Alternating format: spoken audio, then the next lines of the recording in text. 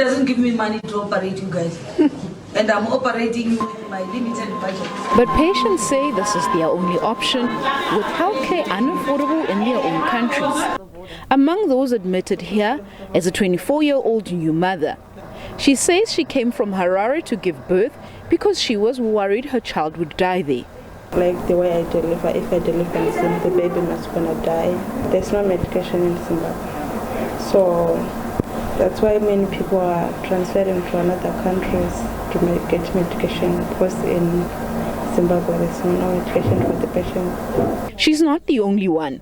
Another mother of three says she simply cannot afford health care in her country and that there are no medicines to treat her condition.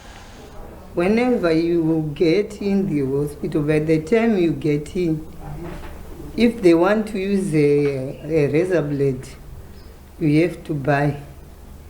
If they want to use the bandages, you have to buy before anything else. If you don't have, that means you are not going to be attended.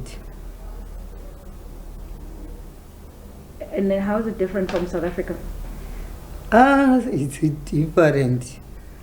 Because here, it's just a 2-minute service.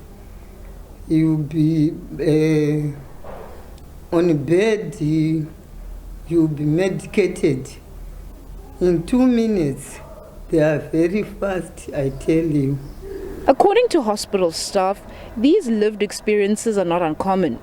Hospital records show that 242 out of 322 babies delivered here from the 1st to the 24th of August were to undocumented mothers.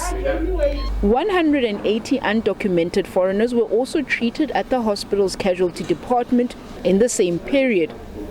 While these men and women came here looking for life-saving health care, some locals say they're a financial burden to the system.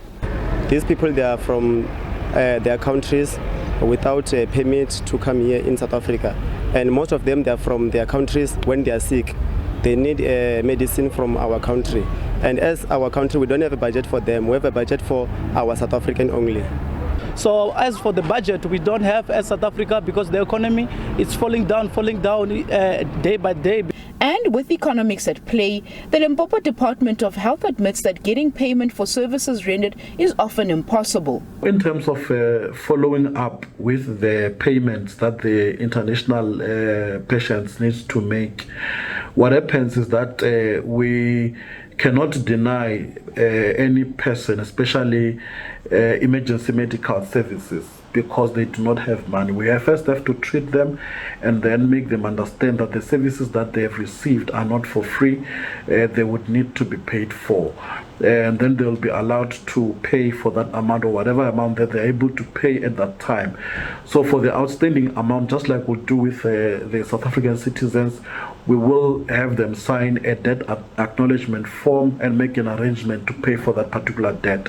Now, the challenge with foreign nationals who are not registered anywhere, or who are in the country illegally, who do not have any form of paperwork, is that it will be difficult to trace them, because you don't know exactly where they stay, you don't know exactly who they are. They can even give you wrong information in terms of names, addresses, and so on and so on. It would seem Ramathuba's sentiments have split public opinion. Some political parties like the EFF have called for the MEC's head. But her political home, the ANC in the province, say Ramathuba has raised the bar in the national and provincial dialogue. Mahlako Komane, SABC News, Musina in Limpopo.